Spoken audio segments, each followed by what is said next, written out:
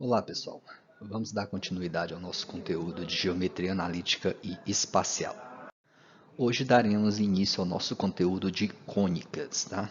A primeira delas, a elipse. Vamos para a definição de elipse. Dados dois pontos distintos, F1 e F2, pertencentes a um certo plano, que aqui a gente vai estar chamando de alfa, e seja 2c a distância entre eles, ou seja, entre esses dois pontos F1 e F2, ok? Então, o que é uma elipse?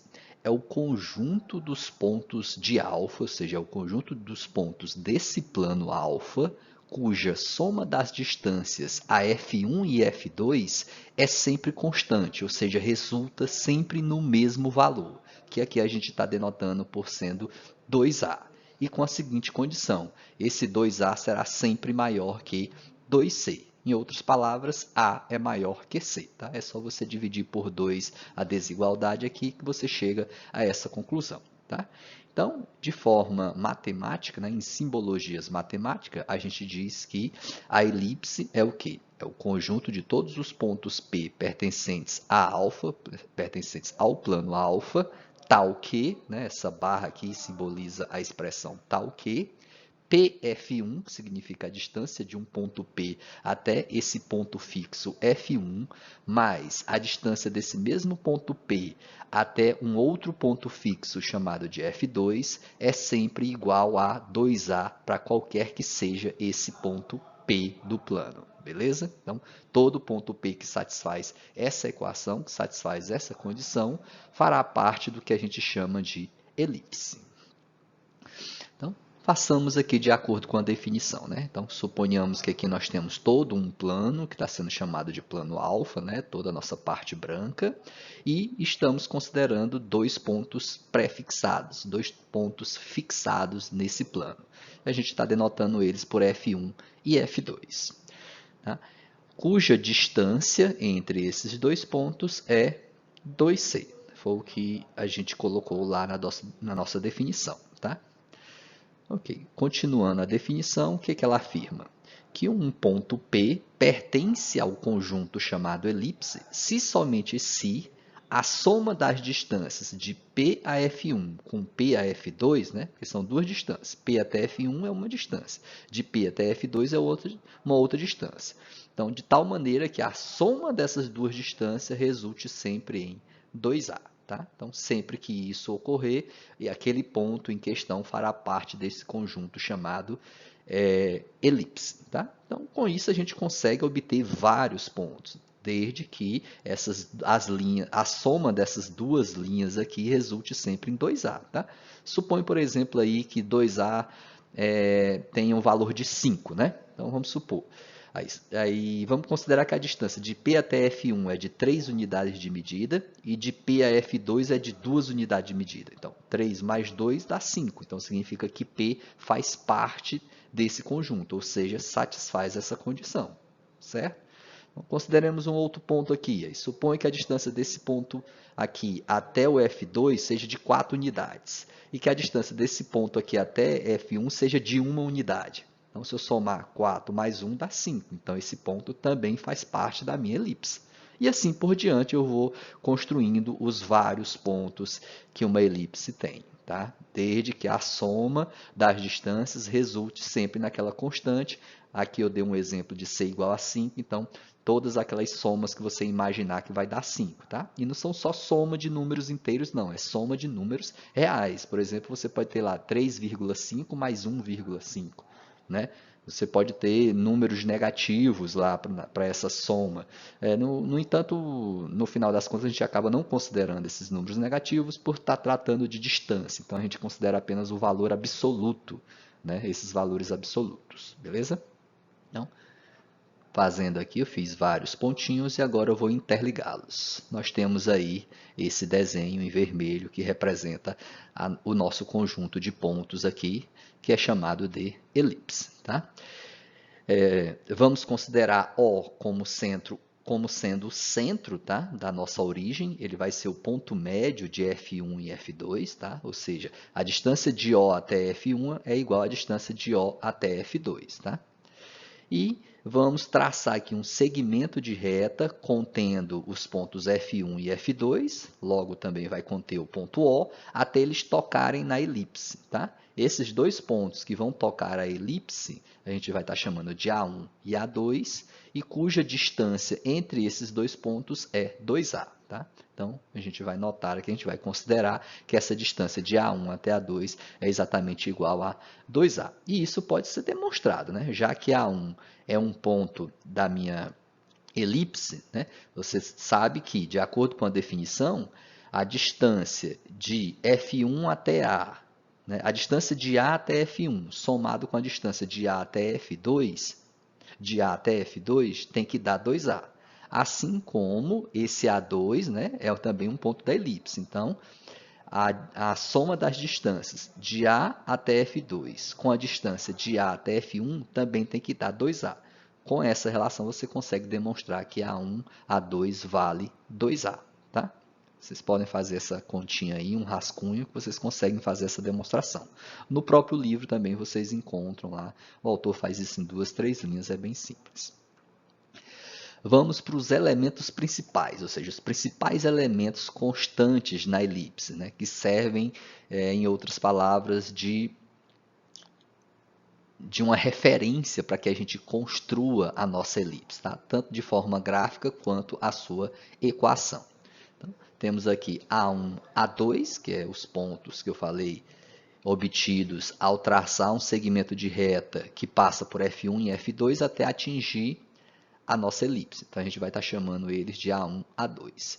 E vamos imaginar um outro segmento de reta aqui. Agora, esse outro segmento de reta passa no centro e é perpendicular a esse eixo A1, A2, ou seja, é perpendicular ao eixo F1, F2, né? Porque o eixo F1, F2 vai estar sempre sobre o eixo A1, A2, que é o maior eixo da elipse.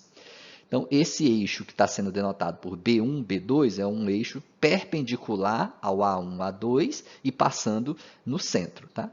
Então, a gente vai estar denotando esses dois eixos. Um vai ser chamado de eixo maior, que é o A1, A2, o outro vai ser chamado de eixo menor, B1, B2. Com isso, observe a construção desse triângulo retângulo.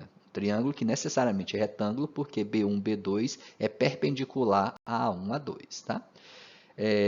Esse Czinho aqui é a distância de O até F2, né? Porque lembrem que a gente denotou que a distância entre os focos é de 2C, foi isso? Ó. 2C é a distância entre os pontos prefixados. Então, se o O é ponto médio, então divide esse 2C em dois valores de mesma medida, né? Então, tem C aqui para a direita e C para a esquerda. Então, por isso, essa parte de baixo do nosso triângulo mede C. Tá?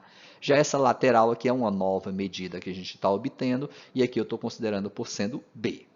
E essa hipotenusa desse triângulo formado aqui é necessariamente igual a metade do nosso 2A. Isso também pode ser demonstrado considerando os valores que nós já temos aqui. Tá? Nós já temos aqui. É só você ver que o B1 é um ponto da elipse, né? Então ele tem que satisfazer essa condição aqui. Ó. A distância de B até F1, mais a distância do B1, né? Distância de B1 até F1, mas a distância de B1 até F2 tem que dar 2A. No entanto, esse ponto B está bem no centro aqui, ó, entre F1 e F2. Tá? Então, essa hipotenusa aqui mais essa hipotenusa aqui tem que dar 2A. Se o ponto B1 está bem no centro, aqui está bem na reta que passa no meio entre F1 e F2, significa que a distância desse ponto até F1 é igual à distância desse ponto até F2. Né? E se a soma tem que dar 2A, e eles são iguais, então um lado tem que ser A e o outro lado tem que ser A. Assim você mostra esse valor. Beleza? Vamos só anotar tudo que eu falei aqui. Né? F1 e F2 são os pontos fixos, são chamados de focos. O é o centro, né? O ponto médio de F1 até F2. A1, A2 forma o eixo maior. B1, B2 forma o eixo menor. 2C é a distância focal, ou seja, a distância entre os focos. 2A é a medida do eixo maior, tá? 2A é a medida do eixo maior, ou seja, a distância de A1 até A2. E 2B é a medida do eixo menor, ou seja, a distância de B1 até B2. C sobre A é chamado de excentricidade da elipse, tá? Essa razão C sobre A, ou seja, a divisão do valor de C por A, onde A é a hipotenusa desse triângulo, resulta sempre no que a gente chama de excentricidade, tá? Excentricidade da elipse está intimamente ligado à questão da sua abertura aqui, ou seja, o quanto que essa elipse é mais próxima de uma circunferência ou seria mais próximo de um segmento de reta, ou seja, ela estaria mais achatada. Tá? Então, há uma relação bem direta com os valores obtidos dessa razão aqui entre C sobre A. Tá? Se não me engano, quanto mais próximo de 1, porque C é um valor menor que A, C é menor que A. Tá? Então, C dividido por A, um valor dividido por outro que é maior que ele, né? Já que C é menor que A, dá sempre menor do que 1. Né? Então, o valor obtido nessa divisão aqui vai variar de 0 a 1. Quanto mais próximo de 1, mais achatada será a nossa elipse. E quanto mais próximo de 0, mais arredondada, mais próxima de uma circunferência será a nossa elipse. Ok? E a relação notável, que é a relação obtida por esse triângulo retângulo, né? Que nada mais é do que o teorema de Pitágoras. Né? A hipotenusa ao quadrado é igual a b ao quadrado mais c ao quadrado. Ou seja, se soubermos dessas variáveis aqui, né? Entre A, B e C, sabendo o valor de duas delas, a gente sempre consegue encontrar o valor da terceira através dessa relação de Pitágoras, dessa relação notável. Ok? Vejamos agora a respeito das equações de uma elipse. Equações reduzidas, né? Equações reduzidas da elipse, um tipo de equação para representar o conjunto chamado elipse que a gente definiu no slide anterior. Okay? Primeiro caso, a gente vai dividir aqui em 4 casos, tá? Em 4 equações. Uma observação importante é que todos esses 4 casos, pessoal, os eixos da elipse, tanto o eixo maior quanto o eixo menor, são paralelos aos eixos coordenados, tá? São paralelos ao eixo x ou ao eixo y, tá? A gente não vai aqui estudar elipses ou cônicas cujo eixo maior esteja inclinado, tenha alguma inclinação. Tá? Eles serão sempre paralelos, né? O eixo maior aqui será sempre paralelo ao eixo x ou ao eixo y. Isso significa que ele vai estar sempre na horizontal ou na vertical. Tá? Esses casos em que os eixos das cônicas têm uma certa inclinação, para a gente obter as equações desse tipo de cônica, é necessário um estudo mais aprofundado, que geralmente a gente consegue ele lá em álgebra linear, tá? Então precisa de alguns conceitos de álgebra linear para que a gente consiga chegar nesse tipo de equação. Então nosso estudo aqui fica limitado a essa parte mais simples da geometria analítica, tá? Geometria analítica e espacial. Ok, então vamos lá. Primeiro caso. É o caso em que o eixo maior, né, que é o A1, A2, está sobre o eixo OX, ou seja, está aqui na horizontal e exatamente em cima do eixo X, e o centro dessa elipse coincide com a origem do plano cartesiano. O centro aqui coincide com o 0, 0, que é a origem do nosso plano cartesiano. Tá? Dado essa observação, dada essas características, a nossa ideia é chegar numa equação que represente a nossa elipse, que represente essa curva aqui, né? Beleza? Então, é evidente, a gente tem que observar aqui algumas coordenadas dos pontos existentes, né? Já que a gente traçou uma circunferência aqui no plano cartesiano, vejamos aqui que a origem está coincidindo com o centro, então o centro da nossa elipse é o 0, 0. Já os focos, que são pontos que nós precisamos para usar a definição e chegar na equação reduzida, tem as seguintes coordenadas. F1 menos 6, 0, né? O F1 está aqui. Lembre que a distância entre os focos é 2C. Se a origem aqui está coincidindo com o ponto O, com o centro da nossa elipse, então significa que aqui eu tenho C unidades para a esquerda e C unidades para a direita, né? Lembre que o centro é o ponto médio de F1 e F2. Né? Só que C unidades para a esquerda, esse lado aqui no eixo X é negativo. Então, as coordenadas desse ponto F1 é menos C e 0, porque é um ponto que está sobre o eixo X. Tá?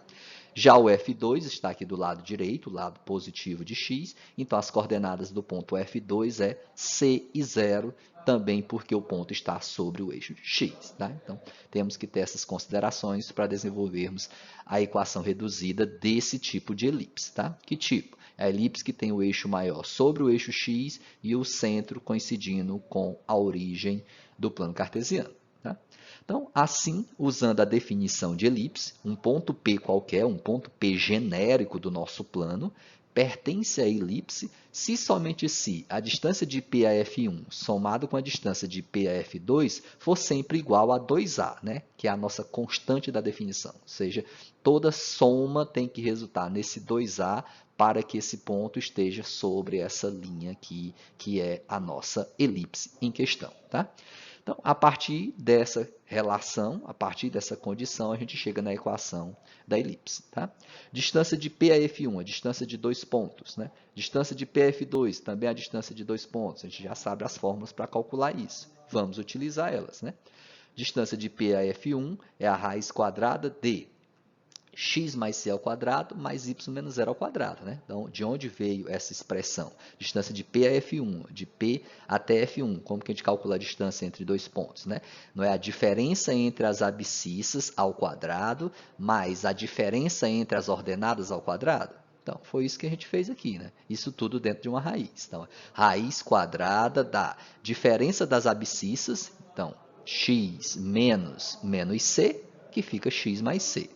Mais, né, ao quadrado isso, mais a parêntese, agora a diferença entre as ordenadas, ou seja, y menos 0 ao quadrado. Mais, continuando a nossa equação, a distância de P a F2, distância do ponto P até o ponto F2, onde F2 tem essas coordenadas. Por definição, é raiz quadrada da diferença das abscissas, ou seja, x menos c, certo? Mais ao quadrado, né? Isso ao quadrado, mais a diferença das ordenadas, y menos 0 ao quadrado, está aqui, que é igual a 2A. 2A eu só conservei lá no segundo lado.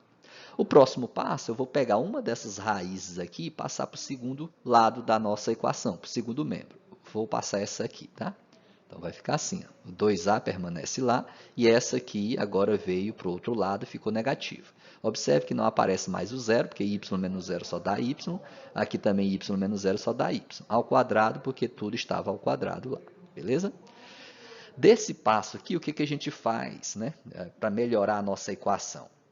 A ideia é simplificar ela ao máximo possível. Tá? Então, como tem raiz, um artifício matemático muito utilizado para a gente estar eliminando raiz é qual? Né? É elevar toda a equação ao quadrado. Então, eleva o primeiro membro ao quadrado e eleva todo o segundo membro ao quadrado. Fazendo isso, nós vamos obter, né?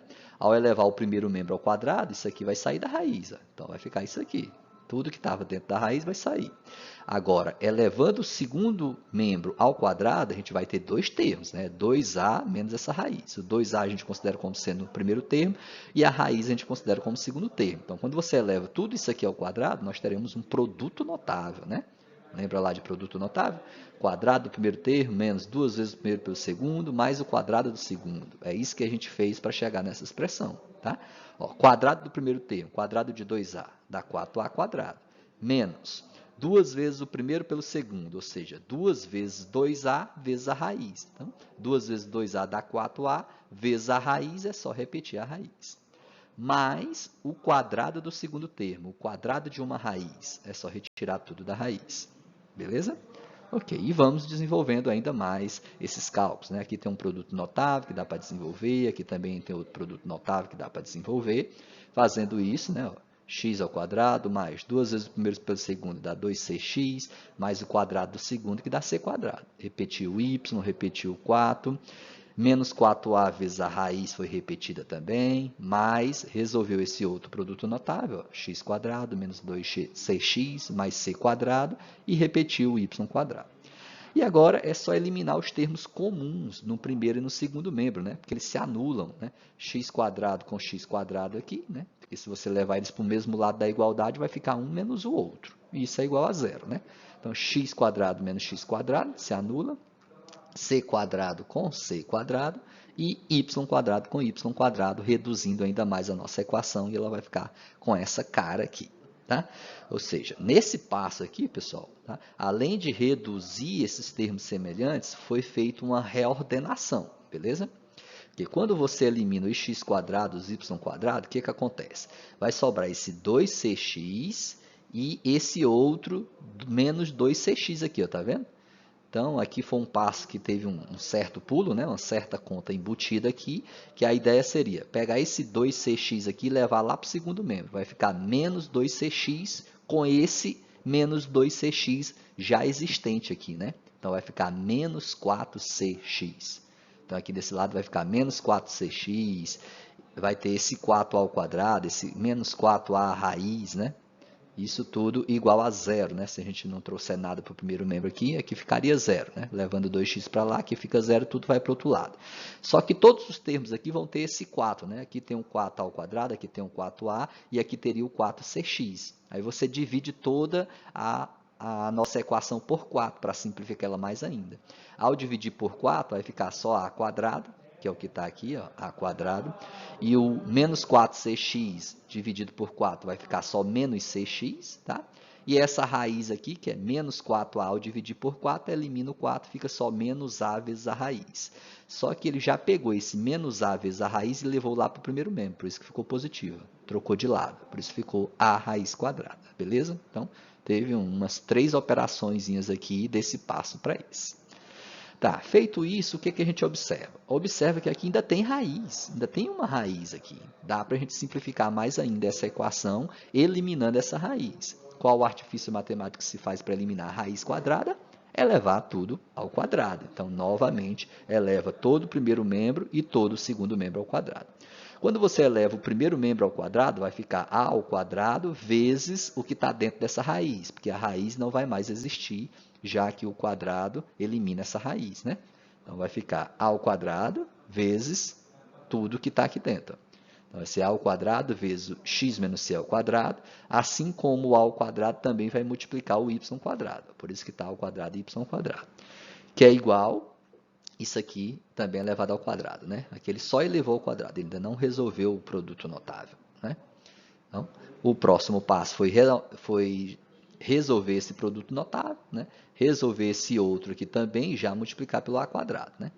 Quando você resolve, x menos c ao quadrado vai ficar x quadrado menos 2cx mais c quadrado. Só que tudo que sai desse produto notável tem que multiplicar ao quadrado. Por isso que o a quadrado aparece na frente de todos eles, beleza? Mais a quadrado e y quadrado está aqui, que é igual, esse produto notável, a quadrado ao quadrado, é a quarta, menos 2 vezes o primeiro pelo segundo, então 2a quadrado cx, mais o quadrado do segundo, ou seja, o quadrado de cx é c quadrado x quadrado. Observe que esse termo é exatamente igual a esse outro, e estão em lados opostos da nossa equação, então eles se anulam, né? E a nossa equação fica mais simplificada dessa forma.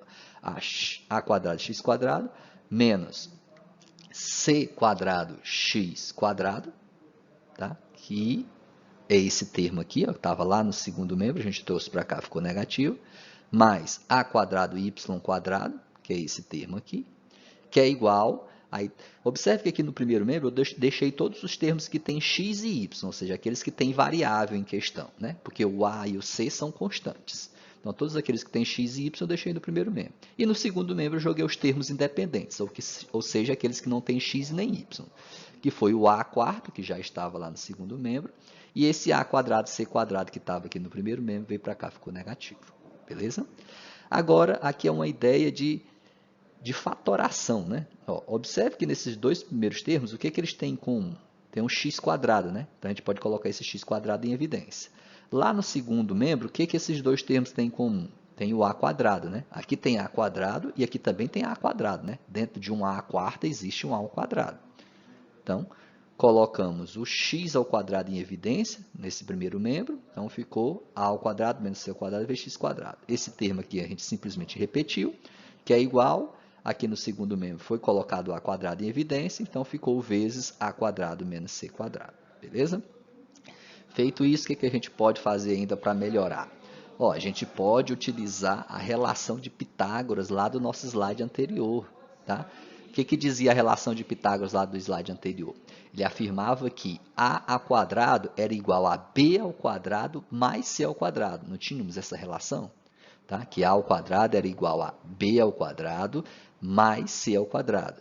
Tá? Se você jogar esse c quadrado para o mesmo lado do a quadrado, vai ficar a ao quadrado menos c ao quadrado igual a b ao quadrado. Ou seja, obtemos uma relação aí para essa expressão. Tá? Lá da relação da elipse, né, do teorema de Pitágoras, que a gente viu no slide anterior, nós extraímos que a ao quadrado menos c quadrado equivale a b quadrado. Então, eu vou substituir esse parêntese por b quadrado e esse outro também. Tá? Então, ó, substituímos o primeiro parêntese por b quadrado e esse último parêntese também por b quadrado, chegamos nessa equação. Pronto, a nossa equação está bastante simples, não é isso? Mas podemos torná-la ainda mais simples. Como? Dividindo toda ela por esse termo que aparece aqui no segundo membro, que é o nosso termo independente, a quadrado e b quadrado. Em matemática, pessoal, né, no nosso estudo, a gente sabe isso desde o início dos nossos estudos sobre matemática. Né? A gente não divide nada por zero, porque isso não é definido, não tem resultado para isso. Então, a gente só pode dividir toda essa equação por a quadrado, b quadrado, se nem a e nem b forem zeros. E é o que ocorre, tá? Porque a e b, lá pela nossa definição de elipse, são distâncias. E essas distâncias são de um ponto a partir das distâncias do ponto até F1 mais a distância de um ponto até F2. Né? Dali a gente tira essas relações. Né? O Azinho é a distância do centro até os vértices A1 e A2, e o Bzinho é a distância do centro até os vértices B1 e B2. Tá?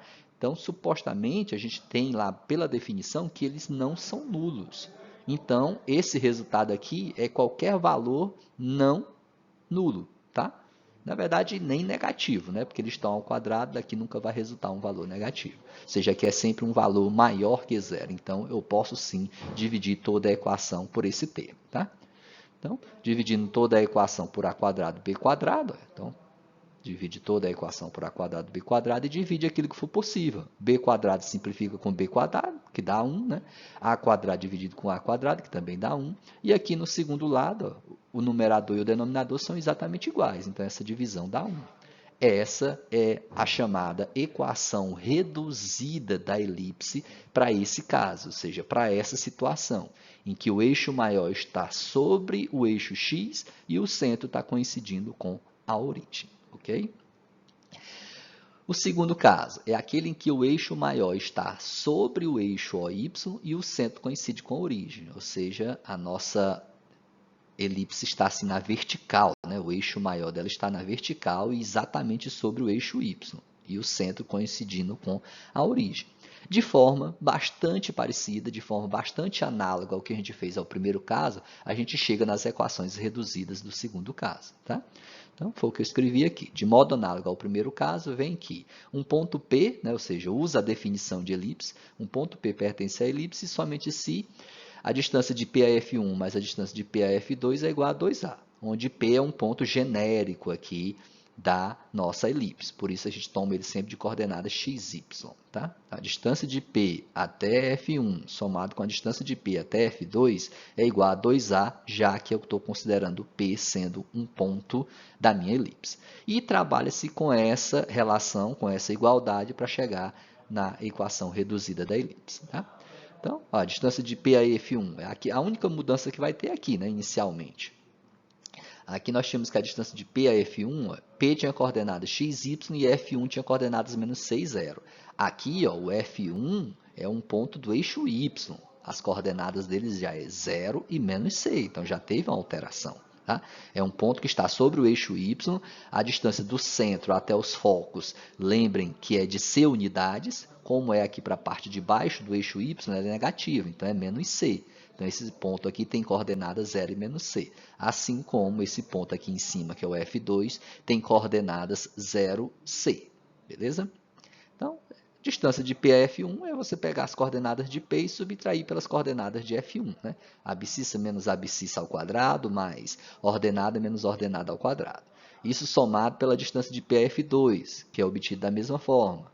Diferença entre as abscissas ao quadrado mais a diferença entre as ordenadas ao quadrado igual a 2a. Passa essa raiz para o segundo membro, né? Eleva tudo ao quadrado, vai fazendo os mesmos procedimentos que foi feito aqui, tá? Isso fica como um exercício aí para vocês chegarem na equação y² sobre a ao quadrado mais x² sobre b ao quadrado igual a 1, tá? É uma equação bastante parecida com a que a gente tinha anteriormente ao primeiro caso. Qual que é a diferença? É que nessa primeira, quem é o denominador de x²? É o a. Nessa segunda, quem é o denominador de y²? É o a. Né? Quem está mudando é esse denominador, é esse a aqui. Ó. Aqui o a² é denominador de x². Aqui o a² é denominador de y². E lembrem que a gente tomou o a como sendo maior que c.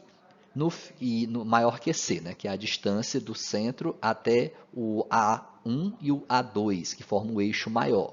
O B1 e B2 formam o eixo menor, então o Bzinho é esse valor aqui. Tá? Por isso a gente vai ter sempre o valor de A maior ou igual, né, no mínimo igual a B. Geralmente ele é sempre maior do que B. Ou seja, como que vocês vão descobrir, a partir da equação da elipse, qual o eixo, né? Onde está o eixo maior dela? Está sobre o eixo x ou sobre o eixo y? Vocês vão descobrir isso olhando para o denominador das variáveis x² e y².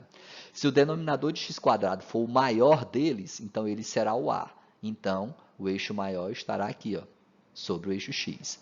Agora, se o maior denominador for o de y², aquele maior denominador de y² é que vai determinar aonde está o eixo maior da elipse. Nesse caso, ele vai estar na vertical, vai estar sobre o eixo y, tá? Então, porque lá na equação, nos exercícios, aqui não vai aparecer a² e b², vai aparecer números aqui, né? X e y vão aparecer porque são as variáveis, mas aqui vai aparecer números. Por exemplo, aqui pode ter 9 e 4, né? Então, o a² vale 9 e o b² vale 4. Então, nesse caso, quem é A? Se A² vale 9, A é 3. Se B² vale 4, então B é 2. 3 é maior que 2. Então, se o maior denominador é o de x, você já identifica a partir daí que o eixo maior da elipse é paralelo ao eixo x, está na horizontal. Agora, se o maior denominador for o de y, né, vamos supor que aqui seja 25 e aqui 9. Então, A é 5 e B é 3. 5 é maior que 3. Então, se o maior denominador é o de y², significa que o eixo maior vai estar na vertical, sobre o eixo y. Beleza? Vejamos um exemplo. Obter a equação de uma elipse que possui centro na origem, eixo maior de 10 unidades sobre OX, né? Tá afirmando que o eixo maior tem 10 unidades de medida e ele está sobre o eixo OX, está na horizontal. E o eixo focal é igual a 6 unidades de medida. Lembra que o eixo focal, pessoal, ele está sobre o eixo maior, né? Ou seja, ele vai estar lá sobre o eixo x também, tá? O eixo focal sempre acompanha o eixo maior, beleza? Então, quer que a gente obtenha uma equação de uma elipse com essas características, né? Dos dois casos que a gente estudou, qual deles tem o eixo maior sobre o eixo OX? Não era o primeiro caso? Então, a gente vai usar aquele tipo de equação do primeiro caso, né? Que o maior denominador é o de x, né? O de x². Mas antes disso, a gente consegue, com esses dados aqui, com esses valores, obter, né? Porque qual que é a equação lá do primeiro caso, né? É x² sobre a² mais y² sobre b² igual a 1. Quando é que essa equação vai estar bem definida? Quando a gente souber os valores de a² e b², ou seja, os valores de a e b, beleza? É eles que a gente tem que encontrar. Então, solução. Temos que 2a é igual a 10, né? Lembra que 2a é a medida do eixo maior, e a questão disse que o eixo maior mede 10 unidades. Se 2a é igual a 10, isso implica que a é igual a 5. A nossa questão também afirma que o eixo focal é de 6 unidades. Quem que representa o eixo focal? 2c, não é isso? Se 2c é igual a 6, isso implica que c vale 3 unidades de medida, né? Só passar o 2 dividindo. Então, a gente tem o valor de a e o valor de c. Mas precisamos do valor de b, porque quem aparece na equação é os valores de a e b. Como que eu vou achar b? Olha, se você tem A e C, é só usar o teorema de Pitágoras lá, né? A relação notável lá na elipse. O que diz a relação notável? Que A quadrado era igual a B quadrado mais C quadrado. Né? Ou seja, se você isolar o B quadrado no lado esquerdo, você vai ter que B quadrado é igual a quadrado, passando C para o outro lado, fica menos C quadrado. O A quadrado vale 25, né? Porque A é 5, menos o C quadrado vale 9, porque C vale 3. Então, B quadrado vale 16. Isso significa que B vale 4, né? Mas a gente não precisa exatamente do valor de B. Lá na equação a gente precisa do valor de B quadrado. Então, já obtivemos o valor de B quadrado. Não precisa você calcular aqui o valor de B. A não ser que a questão pedisse mais coisas aqui. Não, ela só pediu a equação. Ok? Então, o que a gente precisa do valor de A quadrado e de B quadrado. Já temos o de B quadrado. E qual o valor de A quadrado? Se A é 5, A quadrado é 25, né? Então, vamos lá. Esse aqui seria o gráfico, né, para essa situação. Né? Eu construí ela a partir dos dados que o problema me disse. Né? 10 unidades sobre o eixo OX. Ó. Então, de A1 até A2, você traça 10 unidades. É o que está marcado aqui, ó, 10. Então, aqui vem do zero, 5 unidades para a esquerda e 5 unidades para a direita. Então, o A1 está bem aqui na marcação menos 5 e 0. E o A2 está na marcação 5 e 0. Né? Por exemplo, o B não vale 4 unidades, já que B quadrado é 16. Então, a partir do centro, você toma B unidades para cima e B unidades para baixo, que é para construir o eixo menor, que vale 2B. Né? Seria 8, né? Então, 4 unidades para cima e 4 unidades para baixo. Então, as coordenadas do ponto B1 aqui seria 0 e 4, e o do B2 seria 0 e menos 4. Beleza? Assim também vocês sabem do F1 e do F2, já que quem define a distância dos focos é o C, né? A distância focal é 2C. Então, do centro até o foco é C. Então, de 0 para F1 tem 3 unidades, de 0 para F2 tem mais 3. 3 mais 3, 6. Tá? Então, o F1 estaria na posição menos 3 e 0, né? Nas coordenadas menos 3 e 0, e F2 em 3 e 0. Beleza? Então, vamos para o que o problema pediu, que foi a equação da elipse, que é o primeiro caso. Né? Portanto, a equação reduzida é do tipo x² sobre a quadrado mais y² sobre b quadrado igual a 1. Tá? Por que eu sei que é desse tipo? Né? Porque no caso aqui, o valor de A, né, que é 5, né? Por que eu sei que A é 5? Porque aqui ele já falou que era exatamente o eixo maior. O eixo maior valia 10 unidades, então o valor de A é 5. E já dizia que estava sobre o eixo x. Né? Se está sobre o eixo x, então a gente já sabe que o A quadrado tem que ser denominador de x quadrado. Beleza? Então é só substituir os valores de A e B, que vai dar A ao quadrado dá 25 e B ao quadrado dá 16. Pronto, essa é a equação reduzida da elipse em questão. Ok? Vamos lá. Para obter os outros dois casos, tá? O terceiro e o quarto caso, a gente precisa inicialmente desse outro conteúdo, chamado de translação de sistema, tá? Ou translação de eixos, também chamados por alguns autores. Vamos lá. Considere os pontos P, de coordenadas x e y, e o ponto O' de coordenadas x0 e y0, no sistema x ou y. Tá? Eu tenho um plano cartesiano aqui, x ou y. Vamos construir isso aqui. Então, tenho aqui os eixos x e os eixos y, que definem o sistema x, o, y. Tá? Aqui eu tenho um ponto P de coordenadas genéricas x e y, e aqui eu tenho um ponto O' de coordenadas x0 e y0. O que consiste esse nosso estudo de translação de eixos? Tá? Consiste em estabelecer, a gente vai estabelecer um novo sistema de eixos aqui. Né? Aqui tem o eixo x e o eixo y. Eu vou traçar um novo sistema, que é o x' e y', ou, em outras palavras, quando a gente menciona a origem desse sistema, a gente fala x', O' e y'. Tá? Eu vou traçar aqui um novo sistema com origem nesse ponto O'. Tipo, o nosso sistema x, o, y tem origem no ponto O. Agora eu vou traçar um outro sistema com origem aqui no ponto O'. Tá? Então, eu vou traçar um eixo aqui na horizontal, que eu vou chamar ele de x', ele é paralelo ao eixo x, e mais um outro eixo aqui que eu vou chamar de y', e ele é paralelo ao eixo y. Tá? Com isso, a gente afirma que esse ponto P, né, ele tem duas coordenadas para cada um desses sistemas. Né? Esse ponto P tem coordenadas x e y para esse primeiro sistema, o sistema em negrito aqui, na cor preta. Já para esse sistema em vermelho, ele tem outras coordenadas, né? Até porque a distância dele até a origem do sistema vermelho está diferente da distância dele até a origem do sistema preto. Então, ele vai ter outras coordenadas, embora se trate do mesmo ponto. E a nossa intenção aqui é descobrir qual a relação entre essas coordenadas. Ou seja, qual a relação entre as coordenadas desse ponto P no sistema original, no sistema inicial, e esse sistema auxiliar aqui, que é o nosso sistema em vermelho. Ok? Então, primeiro, vamos considerar aqui de forma genérica que esse ponto P tem coordenadas x', y' nesse sistema auxiliar. Então, notei aqui, x' e y'. E queremos obter agora qual que é o relacionamento entre esse x e y do sistema negrito com o x' e y' desse sistema em vermelho para representar o mesmo ponto P. Vamos lá. No sistema auxiliar, o nosso ponto P tem coordenadas x' e y', ou seja, P, x' e y'. Foi o que eu mencionei agora há pouco. Né? Nosso ponto P tem coordenadas x e y no sistema inicial, né, no sistema x ou y, e tem coordenadas x', y' no nosso sistema auxiliar, que é o sistema em vermelho. As relações entre as coordenadas de P entre os sistemas x ou y e x' ou y' são as seguintes. Né? O que a gente consegue estabelecer aqui?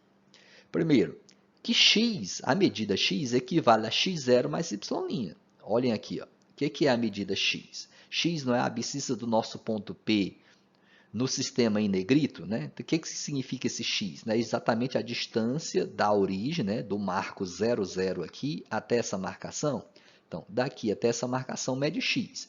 Então, olhem todo esse segmento aqui dividido em dois, né? Ou seja, esse segmento que vai de 0 até x é equivalente a esse segmento que vai do ponto O até x0 e de x0 até x. Né?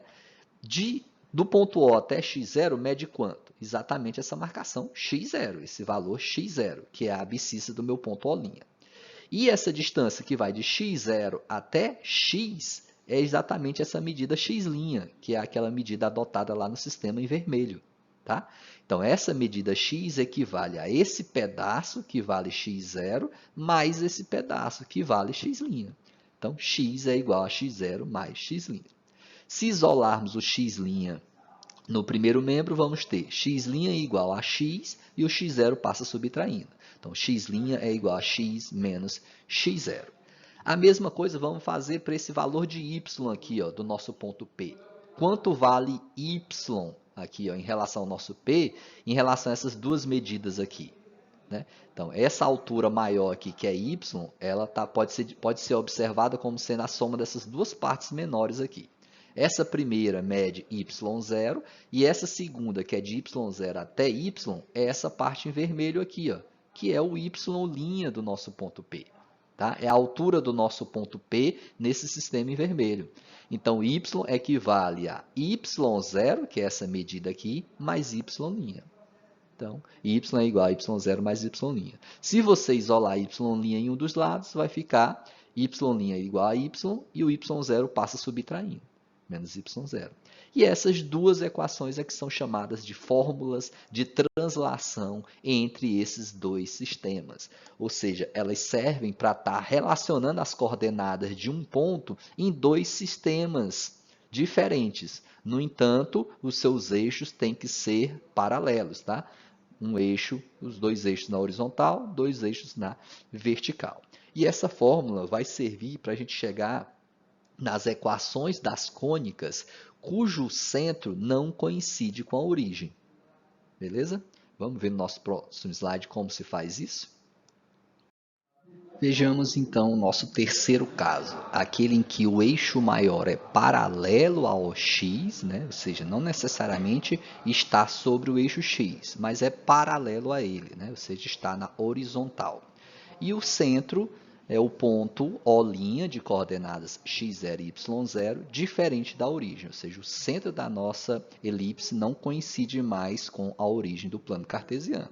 Então, como estabelecer equações desse tipo de elipse, né? Na verdade, a gente vai fazer o uso das relações das fórmulas de translação vistas no slide anterior, né?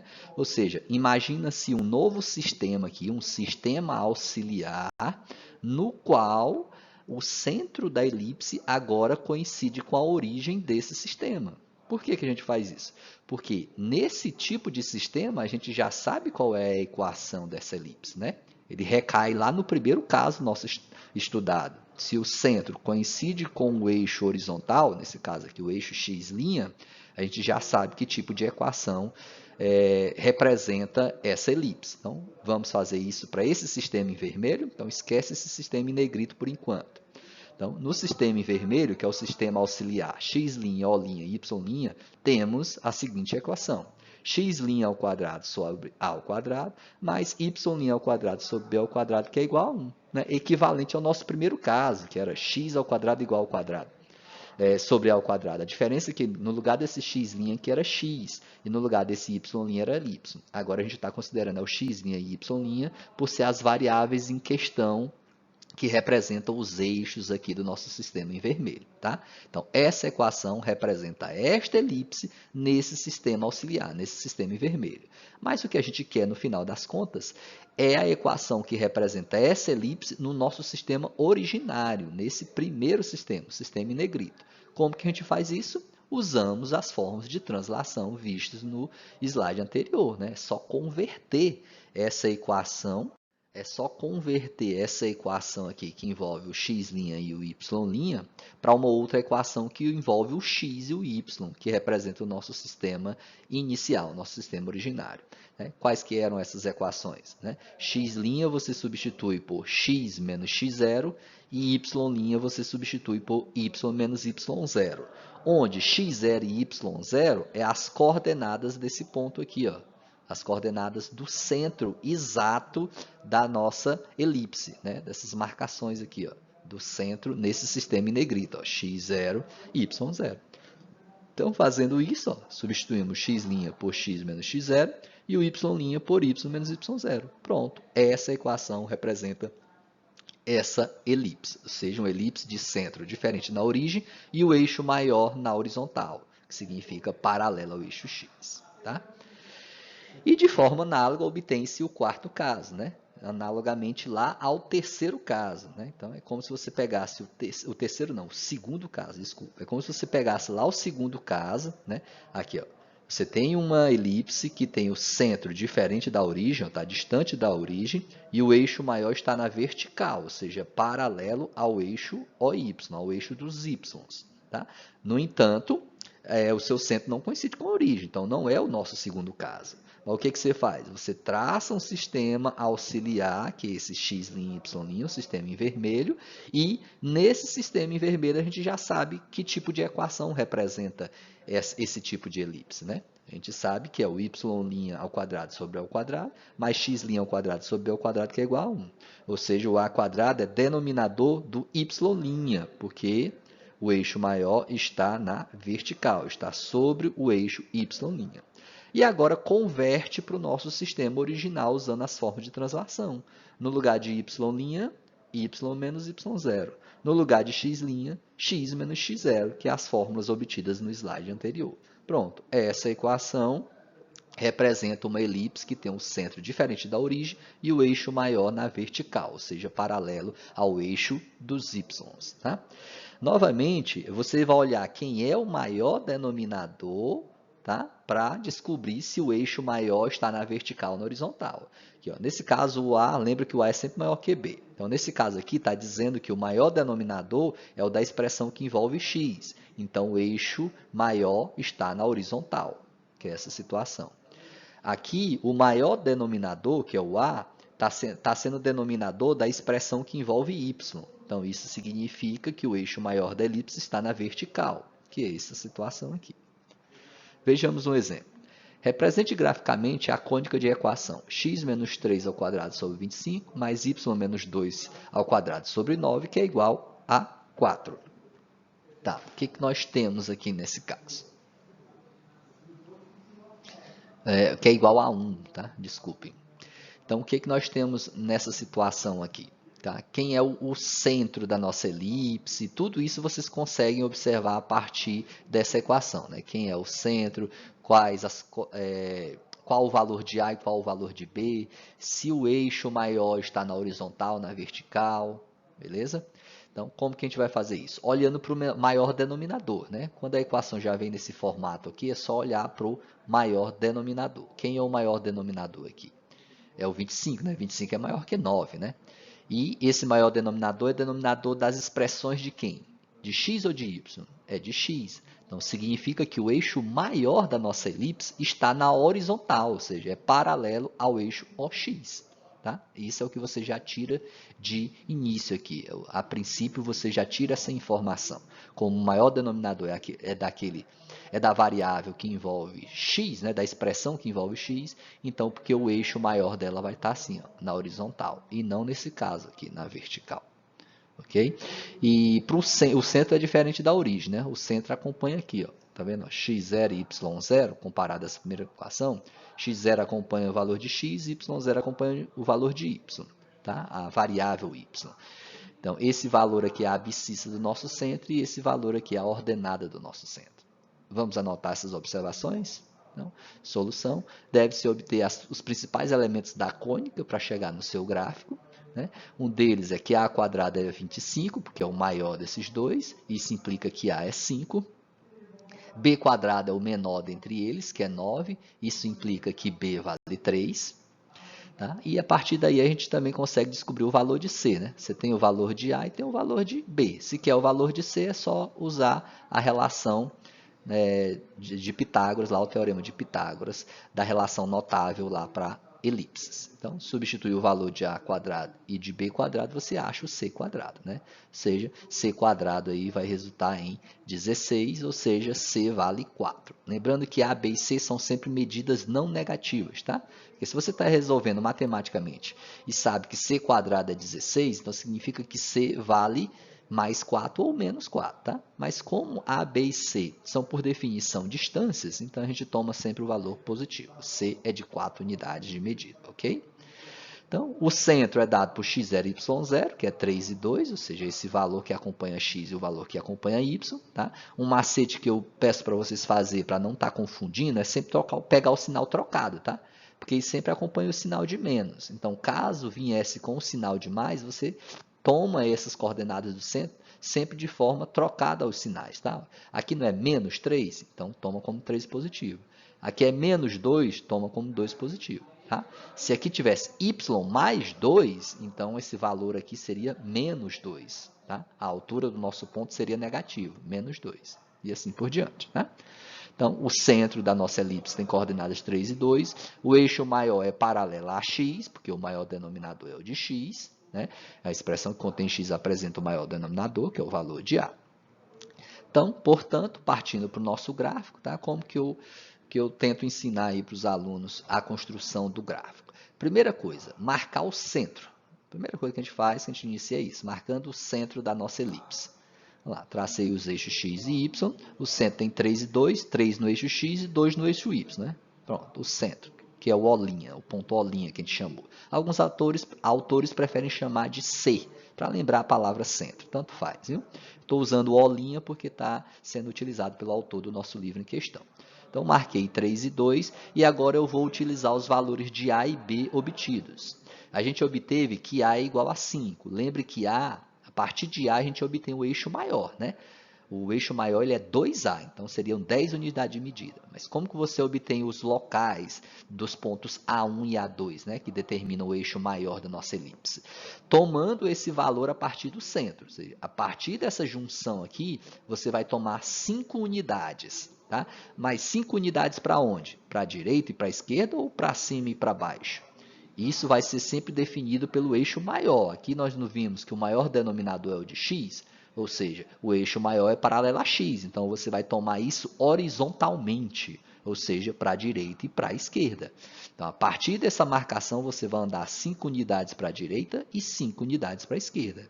Né? Então, você está na marcação 3. Anda 5 unidades para a direita, você vai até qual?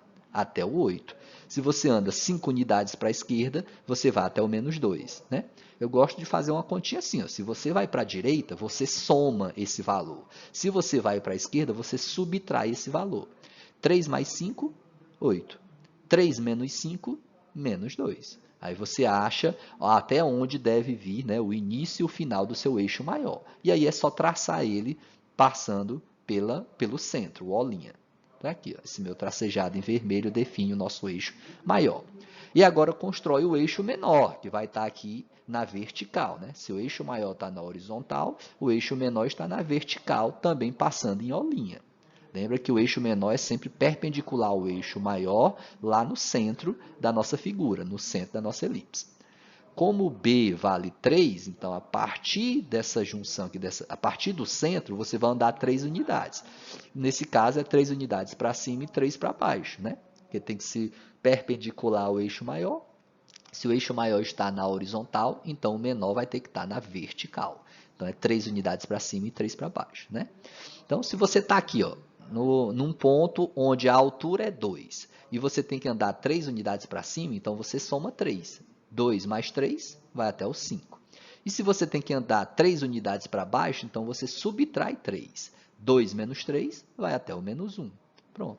Então, você vai traçar agora um eixo menor equivalente a esse aqui, ó, que vai de menos 1 a 5, mais aqui, passando pela O', pelo centro. Então, é esse tracejado em vermelho.